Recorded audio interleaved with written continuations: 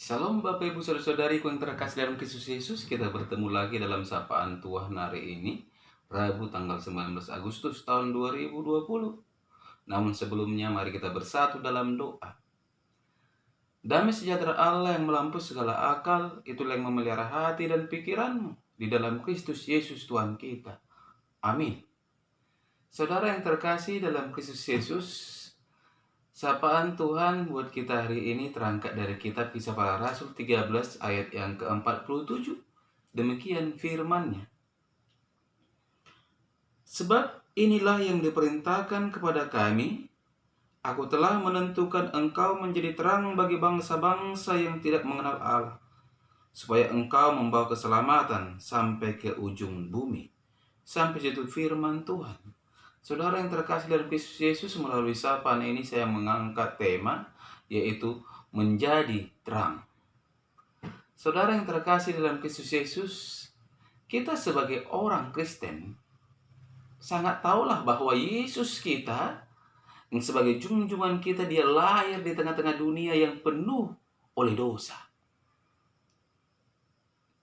Olehnya, saudara-saudara, ada satu tujuan, yaitu menyelamatkan manusia dan menerangi hidup manusia itu dari kegelapan, sehingga mereka mengerti kehidupan. Itulah mengapa di dalam setiap perayaan-perayaan selalu disertai acara lilin Natal.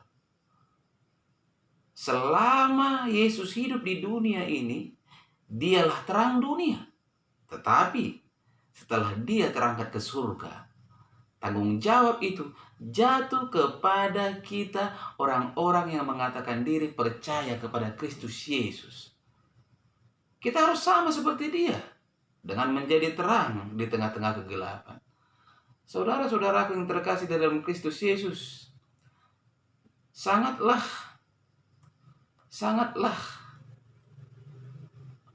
jelas dikatakan dalam sapaan ini bahwa orang Kristen ditentukan untuk menjadi terang. Berbicara tentang terang, saya teringat cerita bagaimana seorang buta, saudara-saudara, yang membawa lampu di mana ada satu tongkat di tangannya, berjalan di tengah malam. Ketika itu, saudara-saudara, ada orang yang kebingungan melihat si buta ini, mengapa dia berjalan membawa lampu. Dia kan buta. Apa gunanya buat si buta lampu yang dia bawa?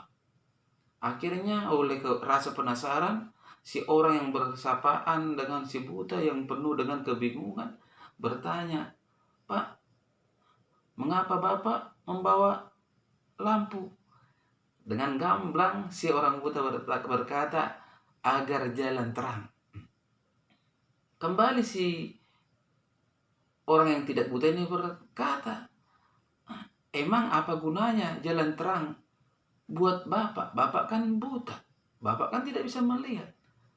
Kembali dengan tersenyum, si orang buta berkata kepada yang bisa melihat itu, "Dengan terang yang saya bawa, orang lain akan bisa melihat saya dan tidak akan menabrak saya." Saudara-saudara yang terkasih dalam Kristus, apa yang bisa kita lihat dari cerita ini? Ingatlah, di saat kita melakukan sesuatu untuk orang lain, sebenarnya kita sedang melakukan sesuatu untuk diri kita sendiri. Inilah rahasia kehidupan. Apa yang kita perbuat untuk orang lain, suatu saat hal itu akan terjadi dalam kehidupan kita, saudara-saudara yang terkasih dalam Kristus Yesus. Namun sayangnya, kalau kita melihat kehidupan ini, ada banyak orang Kristen yang membuat pelita itu di bawah gantang, sehingga yang tersinar hanya sedikit, sebagaimana yang dituliskan dalam Matius 5 ayat ke-15.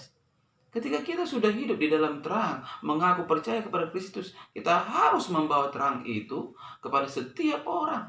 Jangan kita biarkan terang itu hanya menyinari satu tempat saja, tetapi biarlah terang itu mampu menyinari semua tempat yang gelap. Artinya apa, saudara-saudara?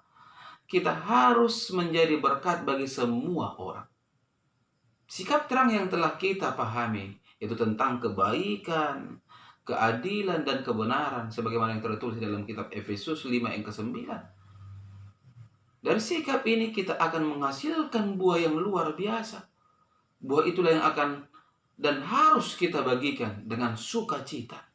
Sehingga setiap orang saudara-saudara boleh hidup dalam terang yang berasal dari cahaya Tuhan Yesus Kristus yang membuat kehidupan penuh dengan sukacita di dalam Tuhan. Saudara yang terkasih dalam Kristus Yesus, marilah kita hidup menjadi terang dan membawa terang dalam dunia ini. Karena Tuhan ingin anak-anaknya tidak hidup lagi di dalam kegelapan, melainkan hidup di dalam terang Kristus Yesus. Sehingga kehidupan ini penuh dengan kedamaian dan memberikan hasil untuk kemuliaan nama Tuhan. Mari menjadi terang selagi kita diberi kesempatan. Amin. Kita bersatu dalam doa. Terima kasih Bapa di surga untuk kebenaran dari firman-Mu. Mari Engkau meteraikan Tuhan kebenaran dari firman-Mu di dalam kehidupan setiap orang-orang yang mendengarkan dimanapun berada melalui media YouTube ini. Hanya kepadamu kami berserah, hanya kepadamu kami Tuhan memohon. Karena Engkaulah Tuhan Allah kami yang luar biasa, yang mampu menyelesaikan setiap perkara kehidupan kami. Dalam nama Kristus Yesus, kami berdoa dan mengucap syukur. Amin. Salam buat kita semua.